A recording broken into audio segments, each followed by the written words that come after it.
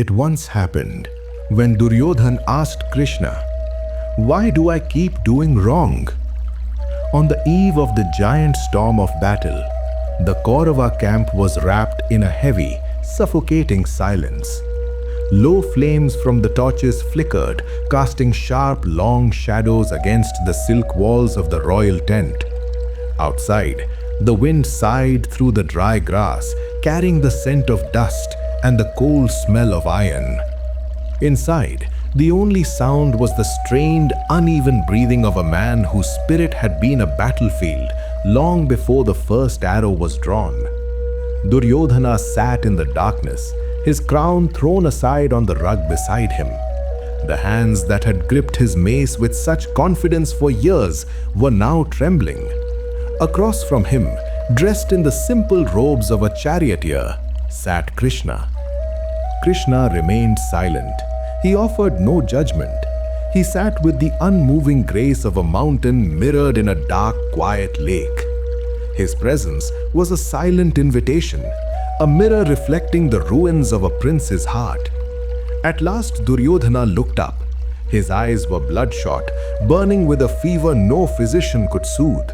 His voice, once a roar that commanded armies, was now a broken whisper. "Krishna, the world labels me a villain. They say I am consumed by greed, the architect of my own destruction. And perhaps they are right. But tell me, why is it that I recognize what is right, yet I cannot bring myself to do it? I know what is wrong, yet I cannot stop myself from committing it. It is as if an invisible hand is at my throat, dragging me into the fire. Am I merely a puppet? Is my entire life just a series of cruel movements controlled by a master I cannot see? Tell me, who is the one truly acting here? And why can I not find peace, even for a single heartbeat?" Krishna stayed silent for a long moment, letting the question hang in the cool night air. He offered no rules. He spoke of neither heaven nor hell. Instead, he leaned forward, the light of the fading lamp caught in the infinite depth of his eyes. "Duryodhana, let me tell you of a traveler who once wandered into a valley of echoes. There was a man who walked into a vast canyon walled by stone that reached for the heavens. As he walked, he tripped over a root and cried out in fury, 'I hate this place.' Instantly, 1,000 voices thundered back from the cliffs, 'I hate this place, I hate this place.' Terrified, the man began to run. He shouted, 'Who is there? Who is trying to harm me?' The stone walls roared back, 'Who is there? Who is trying to harm me?' He drew his blade and lashed at the air, screaming, 'I will kill you all.' And the valley screamed back with 1,000 phantom swords, 'I will kill you all.' That man spent his whole life in that canyon battling those voices. He built walls to hide. He polished his steel to defend. He grew old and bitter, certain the valley was a cursed land filled with enemies thirsty for his blood. He died in exhaustion, never realizing the valley was empty. There was no one there but him. The enemies he fought were only the echoes of his own breath." Krishna looked at the prince, whose breath had stopped in his chest. "You ask why you keep doing wrong, Duryodhana. You ask who is the master pulling the wires. Listen closely. You are that traveler, and your mind is the valley of echoes. You have spent your life screaming into the void, and now you are frightened because the void is screaming back. You say you know what is right but cannot do it. This is because you have crafted an identity as the doer. You have crafted a Duryodhana as a prince, a rival, and a victim. Now you are a captive to the very walls you have raised. You think you are pulling the strings, but the strings are woven from your own attachments. You are a man trying to outrun his own shadow, angry that the shadow follows you into the darkness."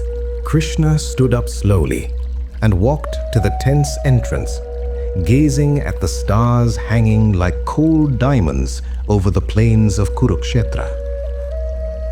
"Look at the sky, Duryodhana. Does the sky struggle to hold the clouds? Does it ask why the storm is black or the sunset red? No, The sky is the space where the weather occurs. It is the silence in which the roar exists. You have become so consumed by the storm that you have forgotten you are the sky.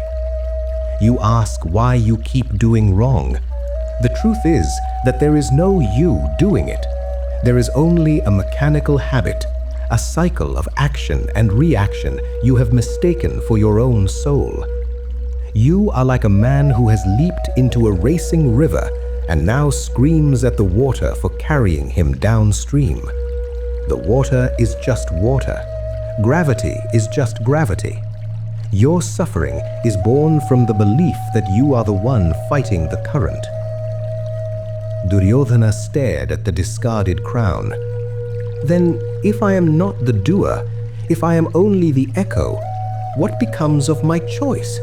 What happens to the war I am about to lead? Krishna turned back, his presence filling the space until the walls seemed to dissolve into light. The war will happen, Duryodhana. The arrows will fly. The earth will drink the blood of princes. But the one who realizes he is the sky and not the storm walks through the flames and is not scorched. The one who knows he is the ocean, not the wave, sinks to the depths and finds a peace no blade can reach. Your wrongdoing is not a sin of the spirit, it is a fever of the ego. You are trying to fill a hole in your heart with a kingdom, not realizing the heart is already infinite. You are a prince begging for a crust of bread because you have forgotten you own the granary. Stop trying to be good.